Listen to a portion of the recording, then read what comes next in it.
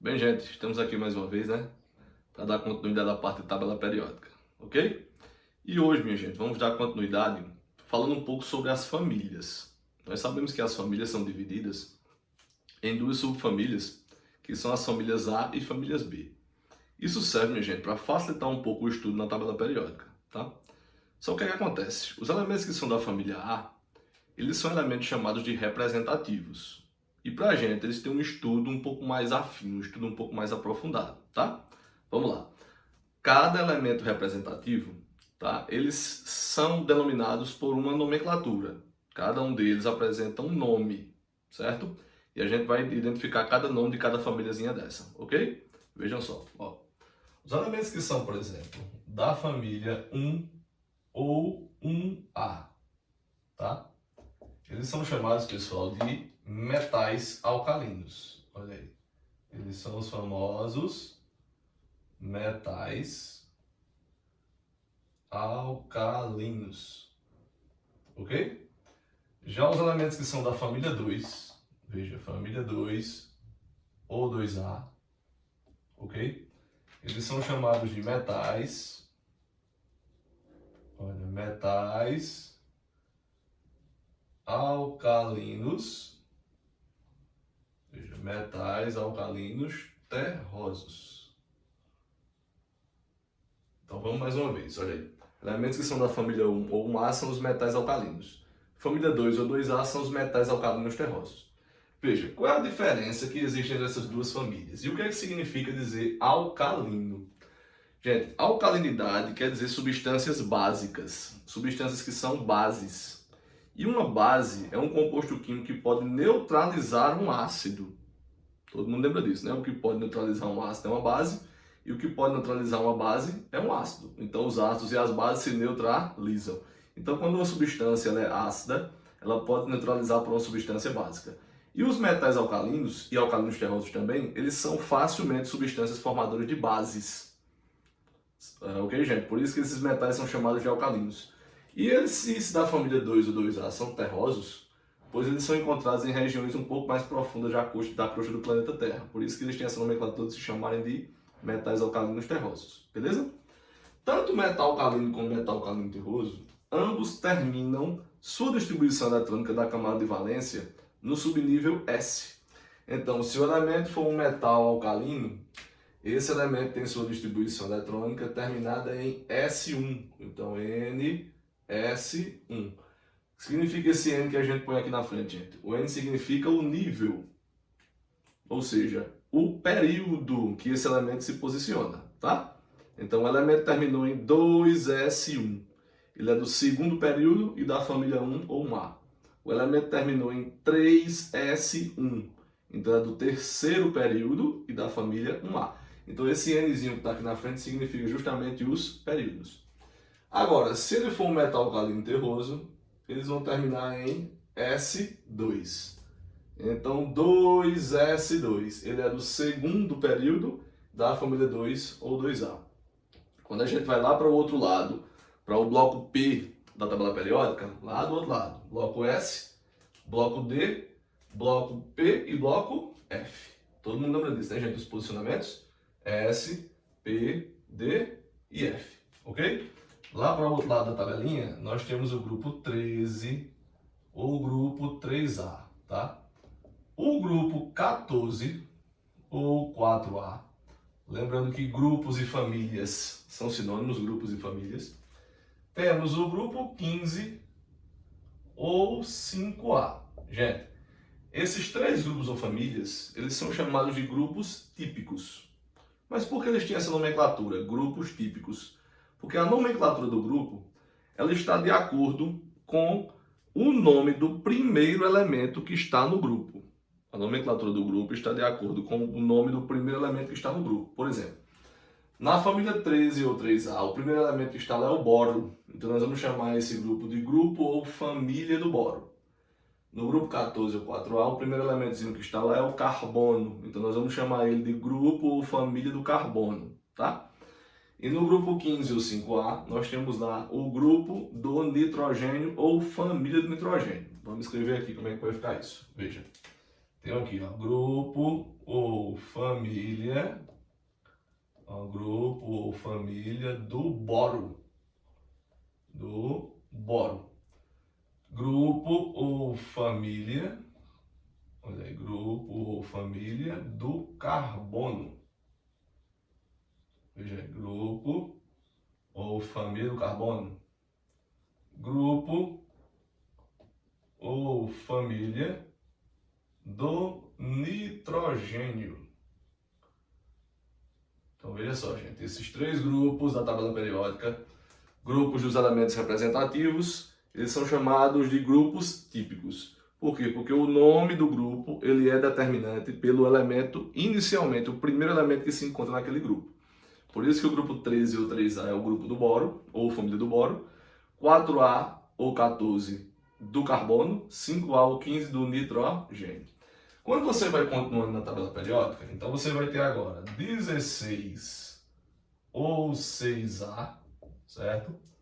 17 ou 7A, e a última família é a 18 ou 8A. Última família 18 ou 8A. Essas famílias também apresentam certas nomenclaturas. Como é que vai ficar a nomenclatura dos elementos da família 16? Na família 16, gente, eles são chamados de calcogênios. A família 16 são os calcogênios. Calco, do latim, significa óxidos. Então, os calcogênios são elementos facilmente formadores de óxidos. É por isso que o elemento químico inicialmente desse grupo é o oxigênio. É o primeiro elementozinho que está lá nesse grupo. Na família 17 ou 7A, nós temos os halogênios. Olha aí, halogênios. O que são os halogênios? São os elementos que se encontram na família 17 ou 7A, e halo significa sais. Então, os halogênios são elementos químicos bons formadores de sais. E na família 18 ou 8A, nós temos agora os famosos, olha só, gente, gases nobres. Famosos gases nobres. Ok? Por que nobres? Que nomenclatura significa essa? Os gases nobres, tá, gente? Eles são gases muito raros. São gases de uma raridade muito grande. E eles são gases altamente estáveis. Por esse motivo, eles são chamados também de gases inertes. Então, por que essa nomenclatura é chamada de nobre? Porque eles são muito raros, tá, gente? São totalmente estabilizados, eles não têm necessidade de reagir, de interagir com outro elemento químico. Por isso, eles são chamados também de gases inertes. O que acontece agora, gente? Veja só. Toda vez que o elemento ele é agora da família 13 em diante, eles já são terminados agora em P. Então, muito cuidado com isso aí, gente. Toda vez que a distribuição eletrônica ela é S ou P, esse elemento é da família A, que são chamados de elementos representativos. Beleza? O que acontece então? Ó, sempre na distribuição eletrônica, antes do P, sempre tem que vir o S. Isso quando você fala da mesma camada. Então, sempre antes do P da distribuição eletrônica vem o S. Então, por exemplo, o elemento que é da família do boro, esse elemento tem sua última camada terminada em NS2, NP1. Ou seja, 2S2, 2P1. 3S2, 3P1. 4S2, 4P1. Ou seja, na mesma camada, o elemento que termina em P, ele tem sua distribuição eletrônica anterior em S. Tá ok? Então, como é que eu vou fazer para identificar se esse elemento terminado em S2P1 é da família 3 ou 3, ou 13 ou 3A? Você vai fazer o seguinte. Ou você soma o 2 do S com o do P, então 2 mais 1, 3. Então, família 3A.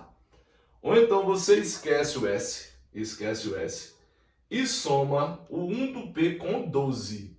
Por que 12? Porque até chegar na família 13, existem antes da família 13, 12 famílias.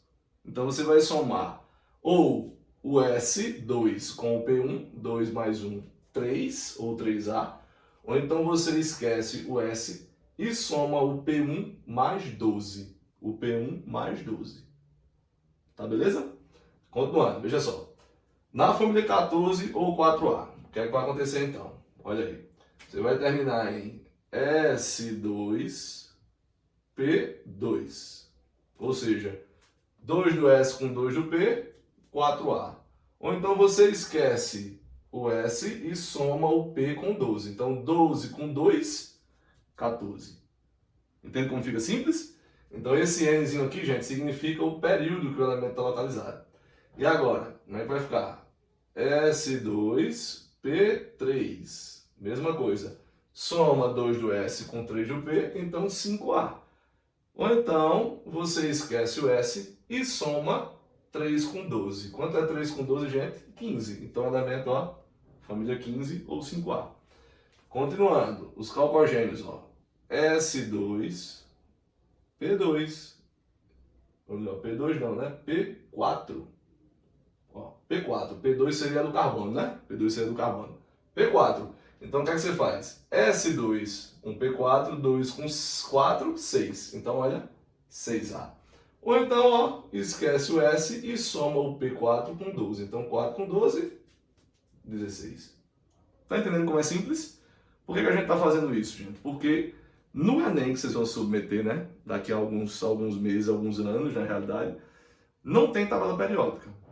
Então, muita gente utiliza da distribuição eletrônica para poder justamente encontrar a família e encontrar o período que o elemento está posicionado na tabela periódica. Porque ele não dá para a gente na íntegra da tabela periódica, como acontece, por exemplo, com outros vestibulares que não são o Enem. Tá? Então, tudo que a gente vai fazer em relação à tabela, muitas vezes eu tenho que utilizar a distribuição eletrônica. Tá? Aí, continuando, ó, como é que vai ficar? S2, P5. 2 mais 5, 7. Então, 7A. Ou então esquece o S e soma 5 mais 12, que dá, ó, 17. E nos gases nobres eu vou ter S2, P6, 2 com 6, 8A. Ou então esquece o S e soma o 6 do P com 12. Ou seja, 6 mais 12, 18. Com uma observaçãozinha aqui na família 18, né, gente? Uma observaçãozinha. Existe um elemento dessa família, que é justamente o hélio. Como o hélio, ele é um elemento do primeiro período da tabela, tá, gente? E ele tem número atômico igual a 2, ó. Ele neutro só tem 2 elétrons, por isso que o hélio, sua distribuição sempre é 1s2. Tá entendendo como é que fica? Tá beleza? Então, muito cuidado com a distribuição eletrônica quando a gente for aplicar na tabela periódica, que é o que realmente é importante. Isso aqui vai ajudar muita gente quando a gente for ver lá as ligações iônicas, ligações covalentes, porque nem sempre o cara dá pra gente prontinho a localização que o elemento está. Se a gente usar a distribuição eletrônica, rapidamente eu consigo identificar o posicionamento do elemento. Tá ok? Veja, ó, supondo agora, gente, que eu tenho um elemento terminado em 2P1. Ó, o elemento terminado em 2P1. Você fez a distribuição eletrônica dele todinho, S2, S2, 2P1. Eu quero que a gente descubra em que família, olha, em que família, tá? E em que período, em que família e em que período esse elemento está posicionado. Muito simples. O período, ele já está aqui, ó. O período já está aqui, ó. 2P1. Esse 2 aqui significa 2 níveis de energia. Então, esse elemento é do segundo período da tabela. Quando o elemento termina em S ou termina em P, show de bola.